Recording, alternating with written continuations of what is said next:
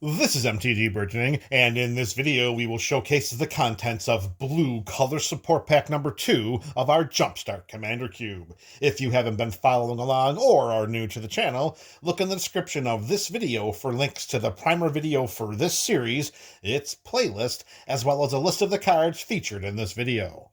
As previously showcased during the primer video for this series, these are the types of cards you can expect to see in every color support pack.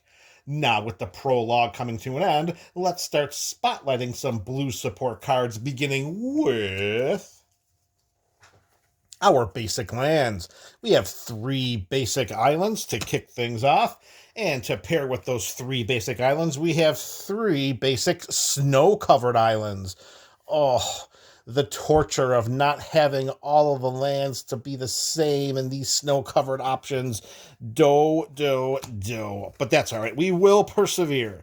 So to start off this support pack, as in every support pack, we have 6 basic lands. 3 are non-snow covered and 3 are covered in snow. Our 7th card is, of course, our Thriving Land, and that is Thriving Isle, a land that comes into play tapped, and when it does, we choose a color, and then we can tap Thriving Isle for 1 blue mana or 1 mana of the chosen color. Next up is our Utility Land of the non-basic variety, and for Color Support Pack 2 in blue, that card is Hidden Cataract. It enters the battlefield tapped, it taps for a blue mana, and we can pay 4 generic mana and a blue mana, tap Hidden Cataract, and sacrifice it to discover 4. Now, in order to discover 4, and of course we can only activate this ability as a sorcery, so to discover 4, what we do is we exile cards from the top of our library until we exile a non-land card with mana value 4 or less. We cast it without paying its mana cost, or we put it into our hand. Discover is so much more powerful than Cascade, is it not? And here we have it on a stick with Hidden Cataract that we can activate during our turn only because it's a sorcery speed mechanic. 4 and a blue mana and sacrificing that land, that could make the difference in the late game, in the mid to late game, particularly if we're looking for some kind of an answer to a threat or for another key to try to win the game. All right, with our 8 lands out of the way, our next card is going to be our MDFC, which is our modal double face card. That is spell on the front and land on the back. And in this pack, it is Hydroelectric Specimen, a 1/4 weird for 2 and a blue mana with flash, meaning that we can cast this spell at any time we can cast an instant, and when Hydroelectric Specimen enters the battlefield, we may change the target of target instant or sorcery spell with a single target to Hydroelectric Specimen. So if we, for example, perhaps our commander is in danger and one of our opponents directs a spot removal spell, an instant or a sorcery, we can flash in Hydroelectric Specimen and just have that spell target this weird, and we preserve our commander for at least another, hopefully, more than we preserve our commander for a lot longer, hopefully, as long as that opponent or future opponents don't try to take our commander out, which most assuredly would not happen. And of course, if we don't want to use this for its flash into play and redirect a target spell, target instant or sorcery spell to it, then we can choose to play this card on the backside and put it into play as Hydroelectric Laboratory. When this enters the battlefield, we may pay 3 life, and if we don't, then this land enters the battlefield tapped. And what it gives us, it taps for 1 blue mana. And since it does provide us a land option, we're going to drop it on top of the lands because, well, it's a land option. Our next card is the Planeswalker in this pack, and for color support pack number 2, that is Jace, Arcane Strategist. Here we have a Jace that enters the battlefield with 4 loyalty counters for 4 and 2 blue mana. So right off the bat, the mana value invested in accordance with the number of loyalty counters coming into play, it's a little skewed to not being a value. So hopefully we're going to see some abilities that are going to make up that difference. And right away, here we go. Whenever we draw our second card each turn, we put a +1/+1 counter on target creature we control. And right after that block of text, is Jace's first plus loyalty ability, and only one for this card. +1, we draw a card. So we get Jace into play. We've drawn our card for turn already. We +1 Jace to draw a card. We drew our second card. We put a +1/+1 counter on target creature we control, and we start building our army a bit taller, a little slowly, as we can only do it once per turn. However, getting that extra card is going to be very, very nice. And if we ever are able to activate this version of Jace's Big Bang ability by removing 7 loyalty counters off of him, then creatures we control cannot be blocked this combat or this turn. So this could be looked at as a potential win condition, particularly if we are rolling with a commander that is a combat commander, or is one that's building up a tribe, or one that pretty much wants to win via combat. We protect Jace long enough, we make sure we can take off the 7 loyalty counters to make all of our creatures unblockable, and then hopefully we swing in for game-winning combat. All right, our next card is our creature modifier. It's either an aura or an equipment, and in this pack it is an equipment, and it is Blade of Shared Souls. We have an equipment here for 2 and 1 blue mana, and it has the 4 Mirrodin mechanic, which means that when this equipment enters the battlefield, we create a 2/2 red rebel creature token and then attach this card to it. And whenever Blade of Shared Souls becomes attached to a creature, for as long as Blade of Shared Souls remains attached to it, we may have that creature become a copy of any other target creature we control. And with an equip cost of 2 generic mana, boy, oh boy, can we really start pulling along the shenanigans. Note that this does not dodge the legend rule. If we so choose to put this onto one of our creatures and then mistakenly choose to have the equipped creature become a copy of the legendary creature we control, one of those creatures is going to have to be sacrificed immediately because of the legend rule. So let's make sure that we don't have that happen. Let's make sure that we put this onto one of our more fearsome and ones that we can keep on our side of the battlefield, creatures that we can send into combat. Or maybe if we wanted to be a little sneaky about it, we can make it become a copy of a utility creature to help us advance our resources or our board state.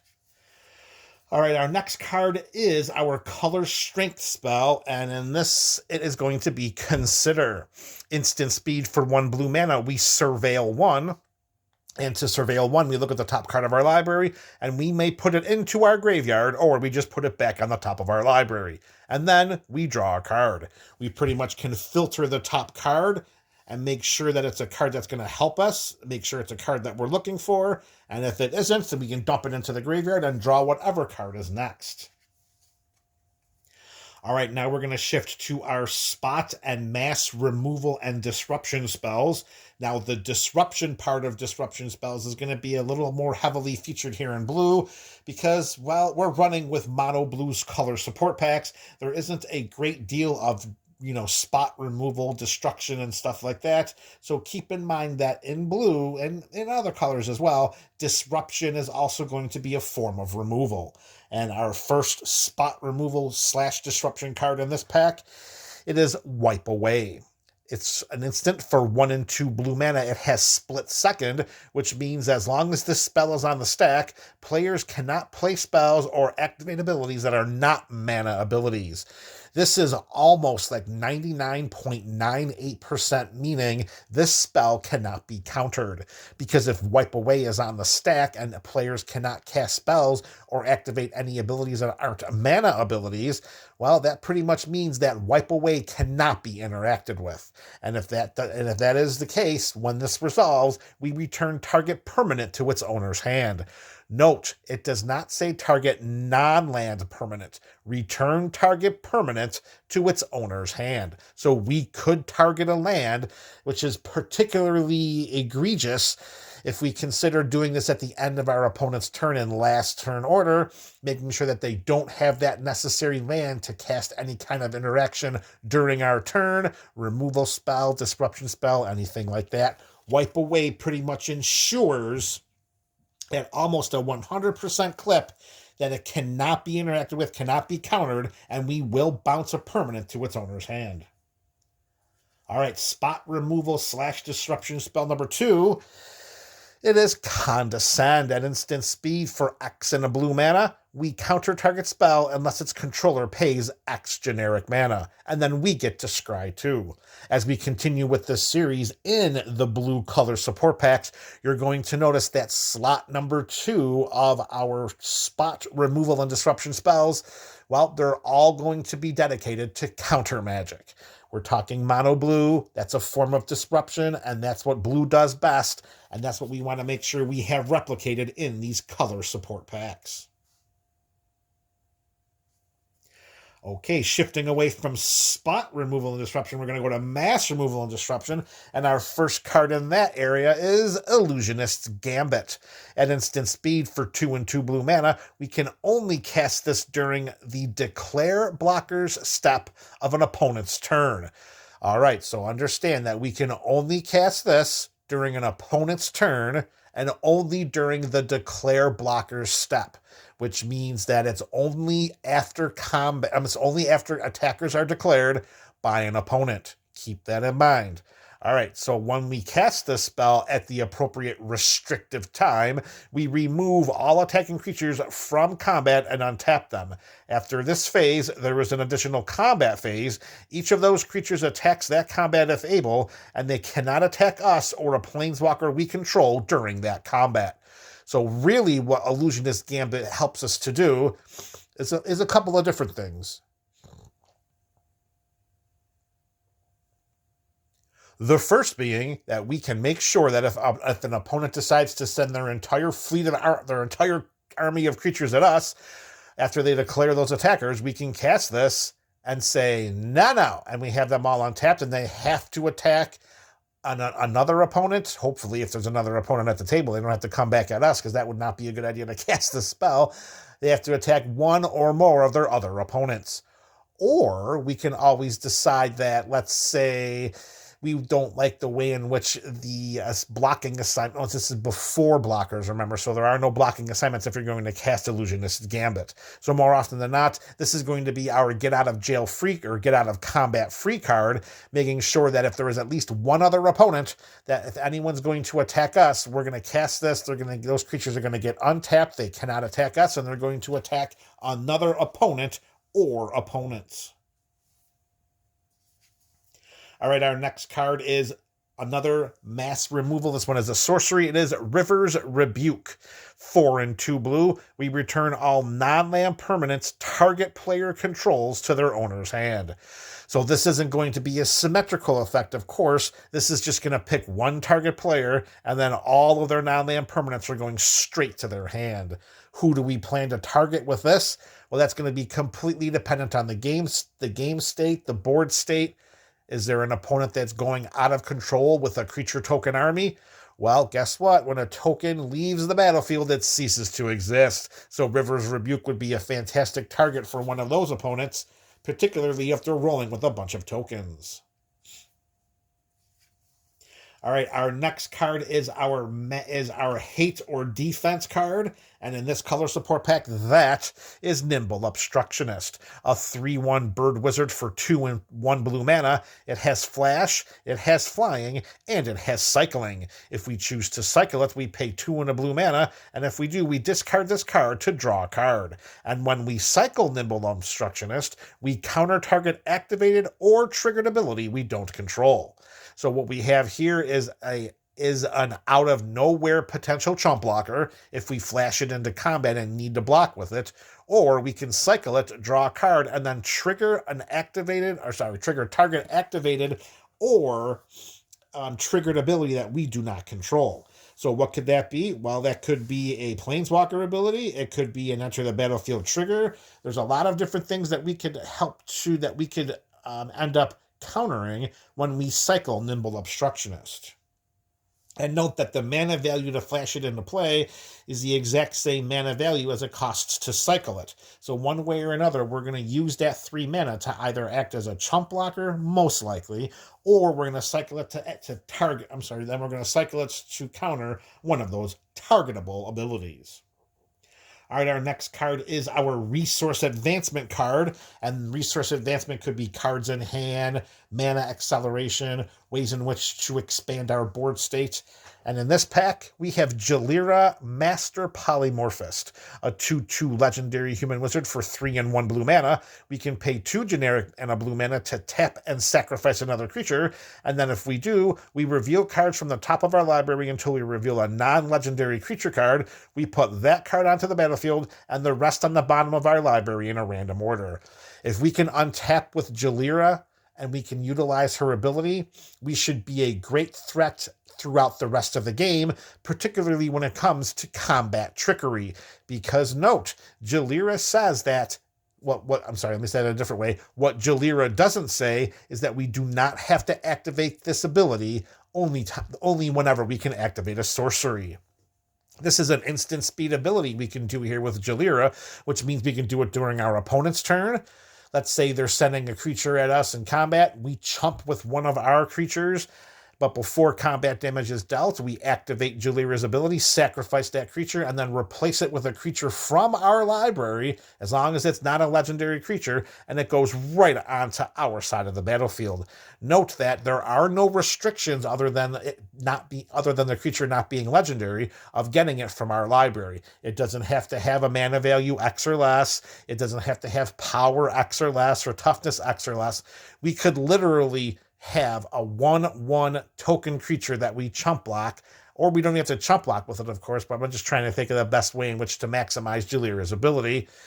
Activate Jalira's ability, sacrifice that 1/1 token, and we can end up putting a monstrous creature on our side of the battlefield. We don't see any of them here. Well, of course, because we're in blue, at least we haven't seen any yet.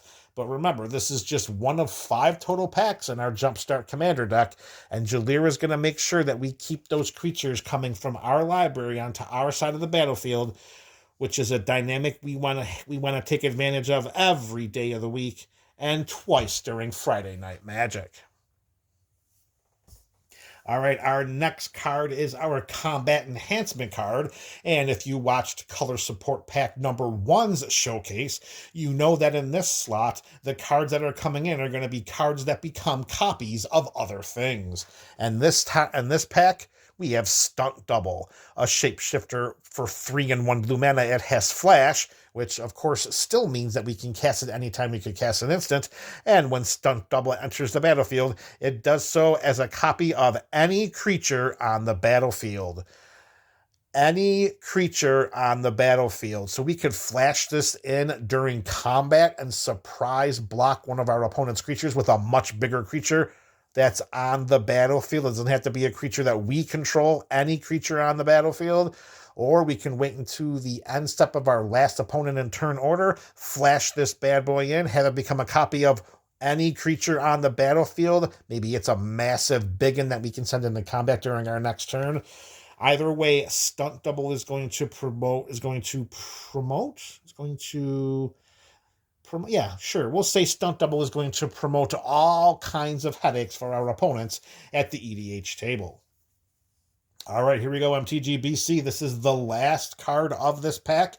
And if you saw blue color support pack number 1, you know that our iconic creature type is Sphinx in blue. So our Sphinx in this pack is Arbiter of the Ideal, a 4/5 flyer for 4 and 2 blue mana. It has the Inspired mechanic, which means that whenever Arbiter of the Ideal becomes untapped, we reveal the top card of our library. If it's an artifact, creature, or land, we may put it onto the battlefield with a manifestation counter on it. That permanent is an enchantment in addition to its other types. So let's face it, we have a big flyer, so we can send this somewhat safely into combat, knowing that our opponents most likely won't be able to block it. We can deal 4 points of combat damage, of course. Then we get back to our turn. We're going to untap with this. Hopefully that top card is either going to be an artifact, creature, or land. There's a very, very high percentage that it's going to be. And if it is, we're going to add to our board state just through a fundamental aspect of playing Magic the Gathering, which is our untap step. So we have a big beater in the air at 4/5 with evasion and flying, and if we safely untap with it, we add to our board state, hopefully by revealing an artifact, creature, or land. All right, there you have it, MTG BC. We showcased the contents of Blue Color Support Pack number 2 of our Jumpstart Commander Cube. Let me know your thoughts about these cards in the comment section below. This is MTG Burgeoning, a channel for all things Magic.